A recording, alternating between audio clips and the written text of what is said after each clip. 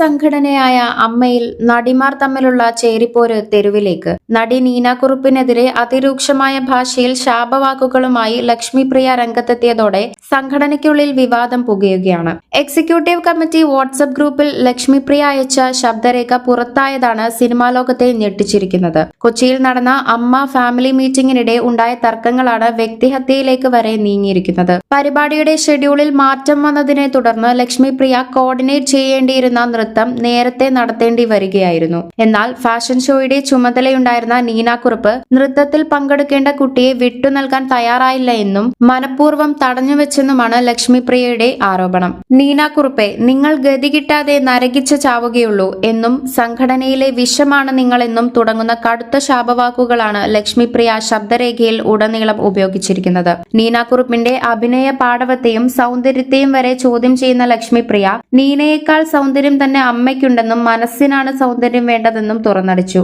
മലയാളം സംസാരിക്കാൻ പോലും അറിയില്ലാത്ത നീനയ്ക്ക് ആരോടും ബഹുമാനമില്ലെന്നും സംഘടനയുടെ അന്തസ്സ് കെടുത്തുന്ന പെരുമാറ്റമാണ് നീനയുടേതെന്നും ലക്ഷ്മിപ്രിയ ആക്ഷേപിക്കുന്നു.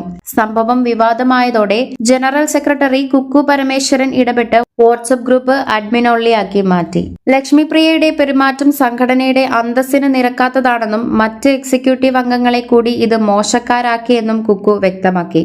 ലക്ഷ്മിപ്രിയയെ സസ്പെൻഡ് ചെയ്യണമെന്നും മാപ്പ് പറയിപ്പിക്കണമെന്നും ആവശ്യപ്പെട്ട് നീനാക്കുറുപ്പ് ഇപ്പോൾ ഔദ്യോഗികമായി പരാതി നൽകിയിരിക്കുകയാണ്.